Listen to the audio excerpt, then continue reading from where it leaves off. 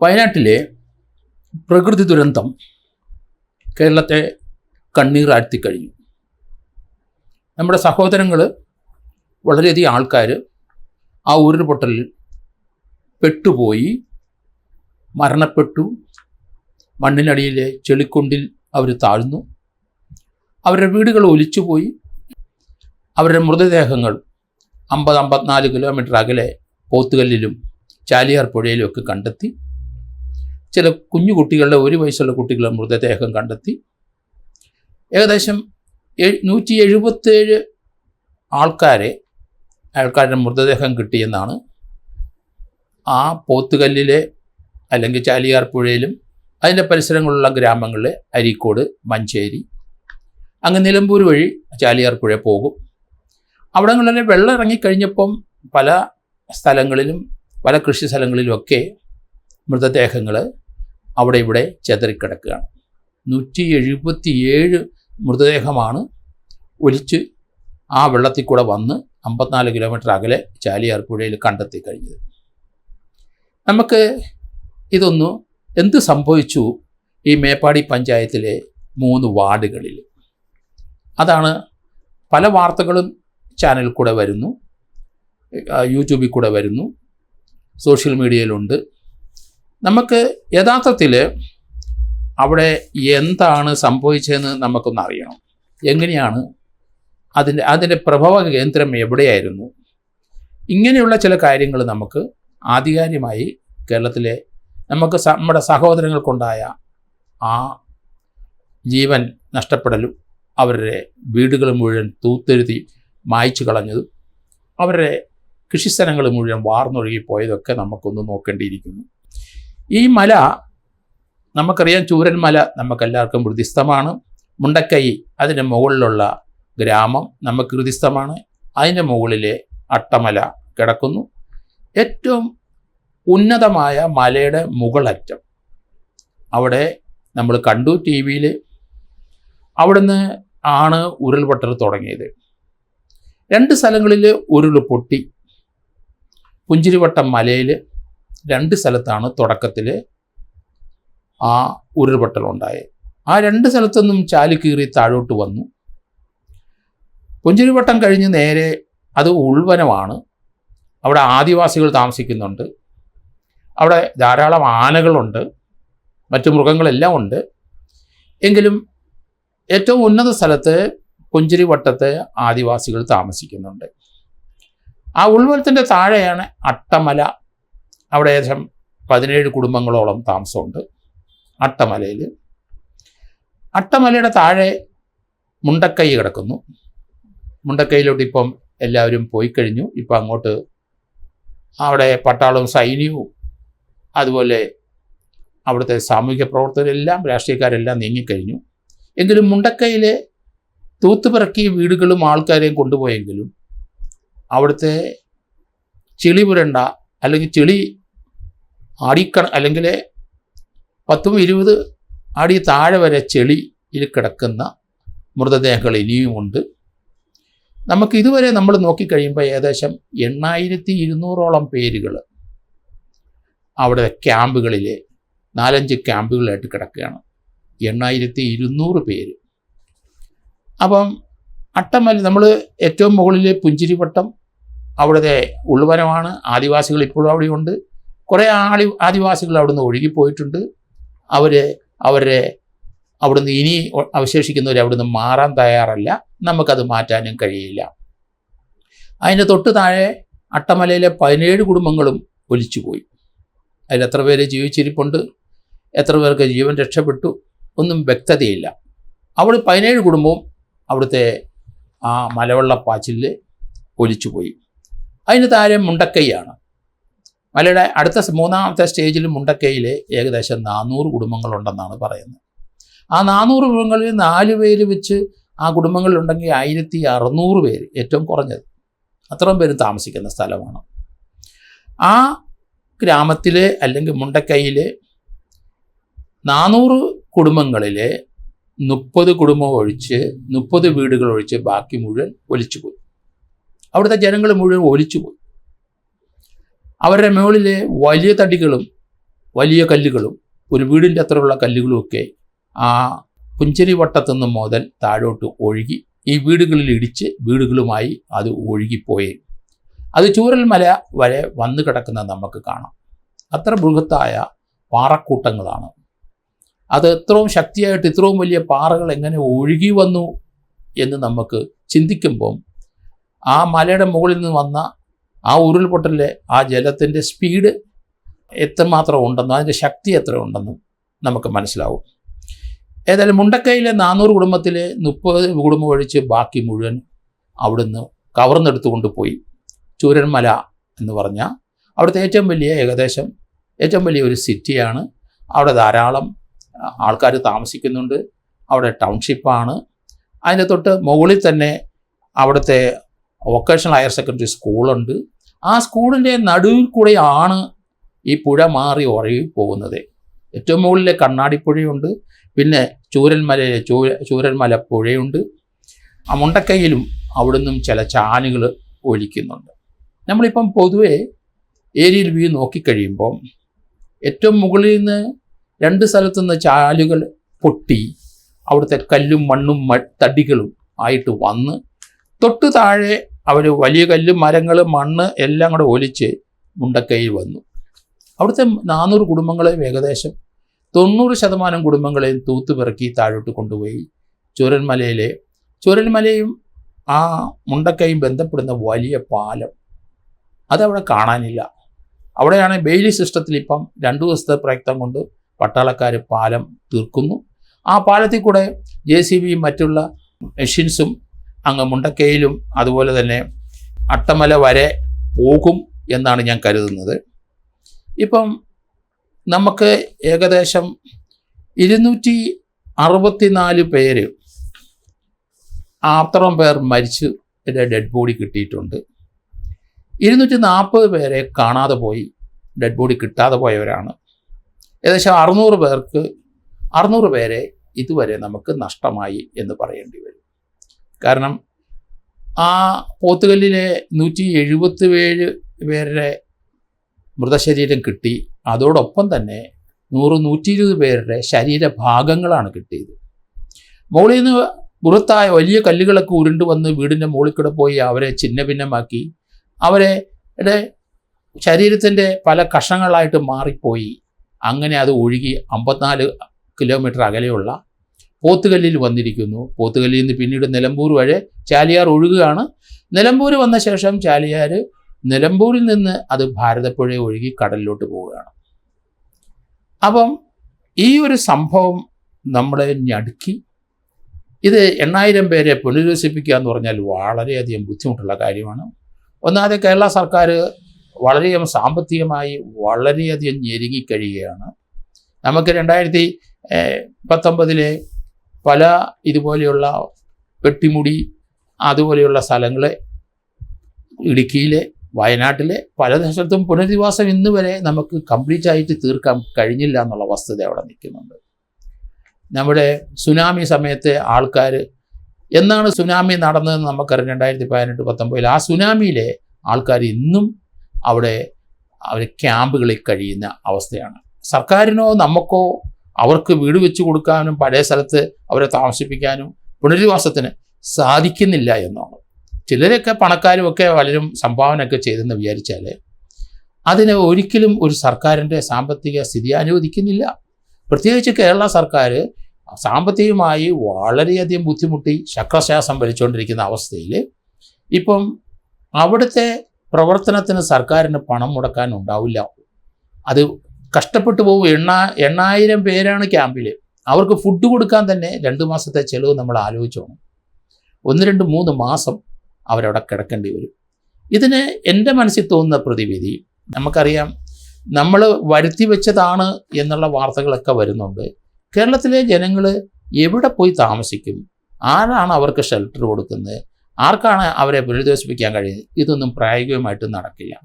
പത്തനംതിട്ട ജില്ലയിലും കോട്ടയം ജില്ലയിലും ഇടുക്കി ജില്ലയിലും കണ്ണൂർ ജില്ലയിലും കോഴിക്കോട് ജില്ലയിലും വയനാട്ടിലും പാലക്കാടും മലപ്പുറത്തും എല്ലാ സ്ഥലത്തും നമ്മൾ വിചാരിച്ചോണം ഉരുൾപൊട്ടലുണ്ടായി. ആ സ്വാതന്ത്ര്യം പ്രാപിക്കുന്നതിന് മുമ്പ് മുതൽ അതിന് കണക്കുകളുണ്ട്. അപ്പോൾ ഈ ഉരുൾപൊട്ടൽ സാമ്പത്തികമായി ഒരു ഗവൺമെൻറ്റിനെ തകർക്കും, ഏത് ഗവൺമെൻറ് വന്നാലും ശരി. അപ്പോൾ അതുകൊണ്ട് നമുക്ക് ഇതെങ്ങനെ കൈകാര്യം ചെയ്യണം എന്നുള്ളതാണ്. സർക്കാർ വിചാരിച്ചാൽ നടക്കില്ല. സർക്കാരിന് അതിനുള്ള സാമ്പത്തിക ബാധ്യത വരുത്തി വെക്കാനായിട്ട് കഴിയില്ല.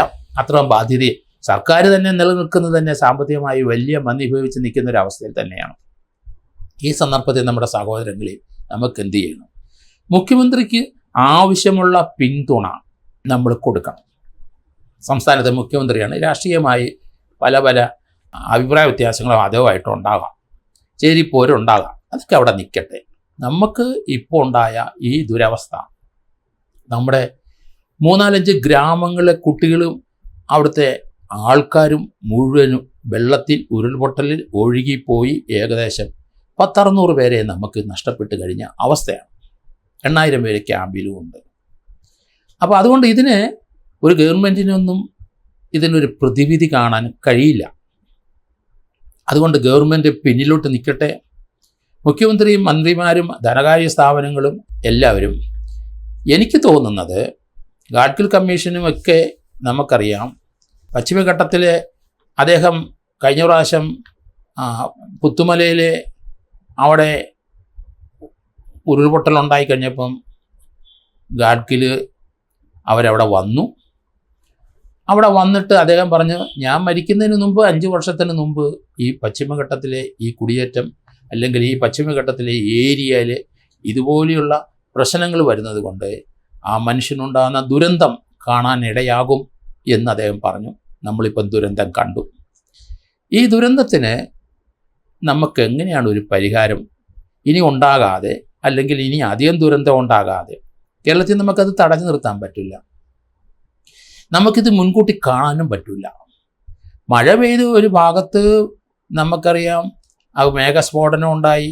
ഈ സ്ഥലത്ത് ഏകദേശം 590 24 മണിക്കൂർ കൊണ്ട് നമുക്കിപ്പോൾ ഉണ്ടായ സ്ഥലത്ത്, ഉരുൾപൊട്ടിയ സ്ഥലത്ത് 590 മില്ലിമീറ്റർ മഴയാണ് പെയ്തത്.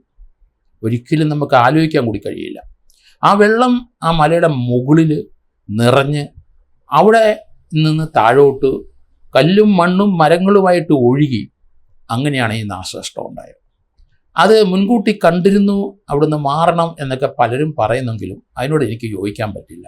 ശാസ്ത്രീയമായി ഇതുപോലെയുള്ള മഴയുടെ കണക്കും അങ്ങനെ മേഘസ്ഫോടനമൊക്കെ നമുക്ക് മനസ്സിലാക്കാൻ പറ്റും. എവിടെയാണ് ഉരുൾ പൊട്ടുന്നത്, എത്ര രീതിയിലുള്ള ഉരുളാണ് വരുന്നതെന്ന് നമുക്ക് പ്രവചിക്കാൻ കഴിയില്ല. കുറേയൊക്കെ നമുക്ക് മനസ്സിലാക്കാൻ പറ്റും.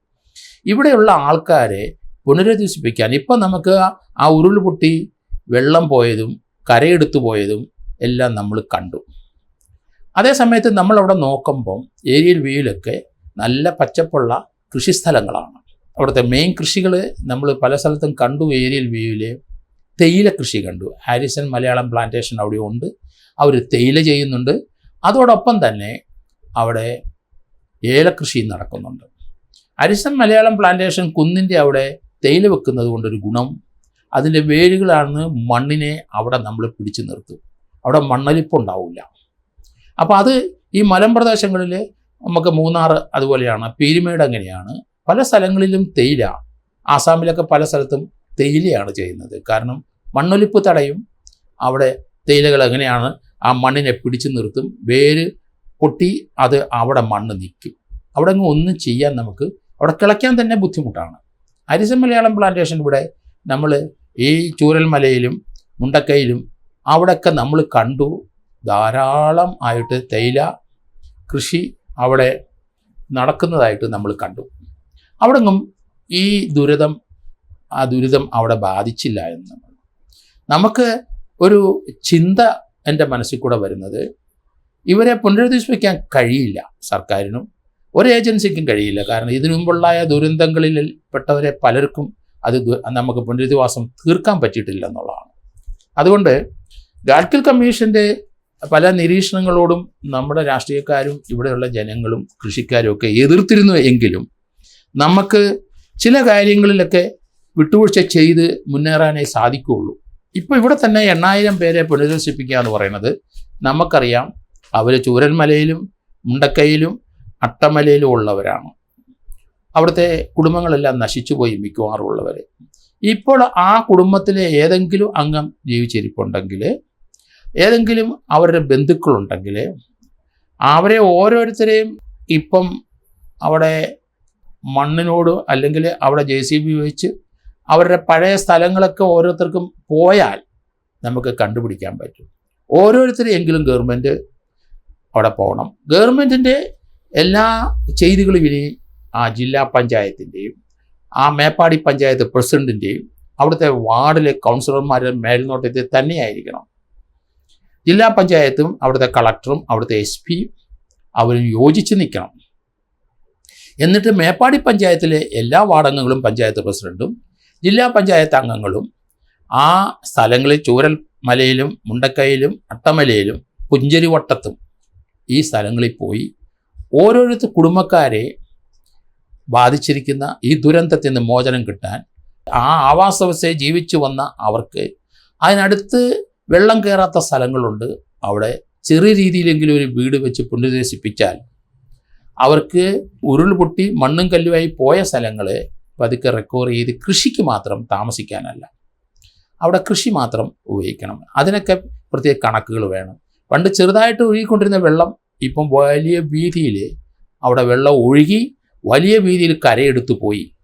അത്രയും സ്ഥലം വിട്ടിട്ട് അവിടെയുള്ള കൂടുതൽ സ്ഥലമുള്ള ആൾക്കാർ, അതുപോലെ പ്ലാന്റേഷൻ ആൾക്കാർ, അവരിവിടെ ചേർന്നിട്ട് ഈ 8000 ആൾക്കാരവിടെ കൂടിയിരിക്കുന്നെങ്കിലും 4000 വീട്, അത്രയും വീടും സ്ഥലവും അല്ലെങ്കിൽ നമുക്ക് കൊടുക്കേണ്ടി വരും.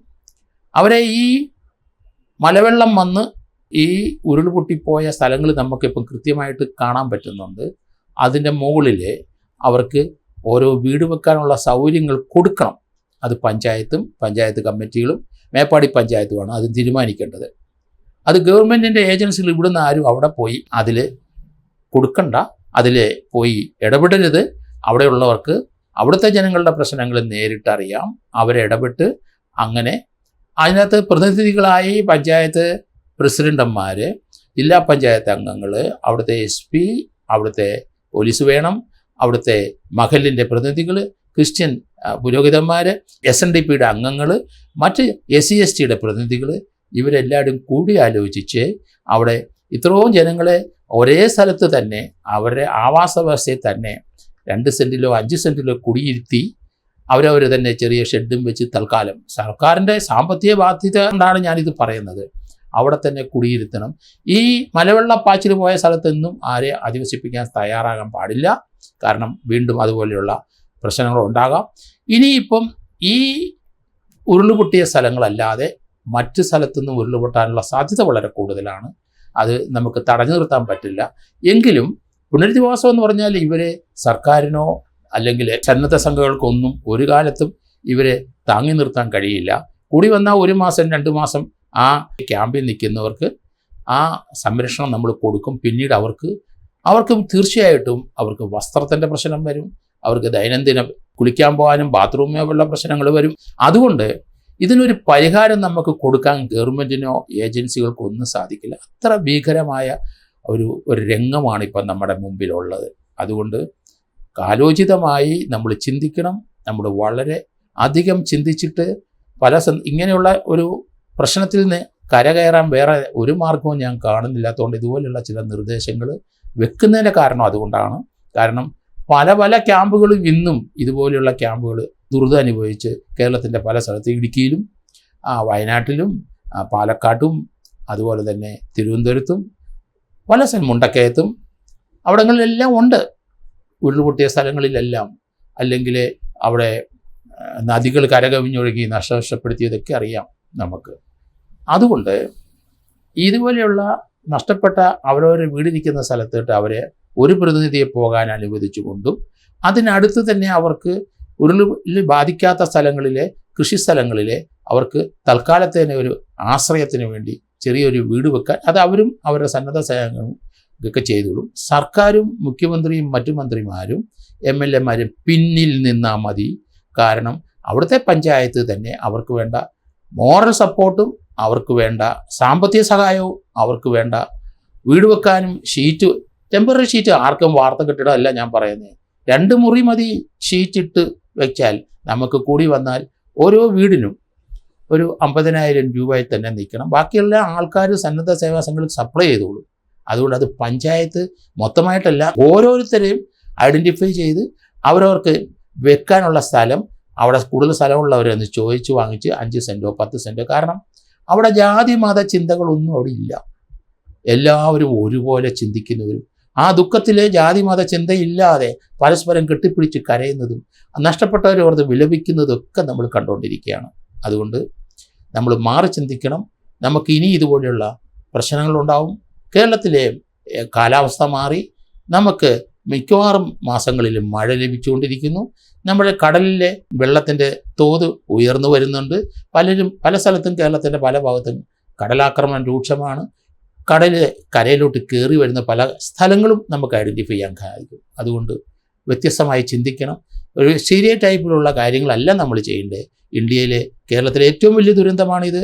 ഇന്ത്യയിലെ ഏറ്റവും വലിയ ദുരന്തങ്ങളിൽ ഒന്നാണ്, ലോകത്തിലെ വലിയ ദുരന്തങ്ങളിൽ ഒന്നാണ് കേരളത്തിൽ സംഭവിച്ചതെന്ന് മാത്രം പറഞ്ഞുകൊണ്ട് നമ്മൾ പൂർവാധികം ശക്തിയോടെ ഈ ഒരു പ്രശ്നം കൈകാര്യം ചെയ്യാൻ നമ്മൾ നന്നായിട്ട് ചിന്തിച്ച് ആ സ്ഥലങ്ങളിൽ തന്നെ ആവാസ സ്ഥലത്ത് തന്നെ ഇവരെ അതിൻ്റെ അടുത്ത് വെള്ളം കയറാത്ത, ഇനി ഉരുൾപൊട്ടൽ വന്ന വെള്ളം വരാത്ത സ്ഥലങ്ങളിലേക്ക് ചെറിയ ചെറിയ വീടുകൾ വെച്ച് അവിടെ തന്നെ അവരെ പുനരധിവസിപ്പിക്കണം എന്നാണ് എൻ്റെ അഭിപ്രായം.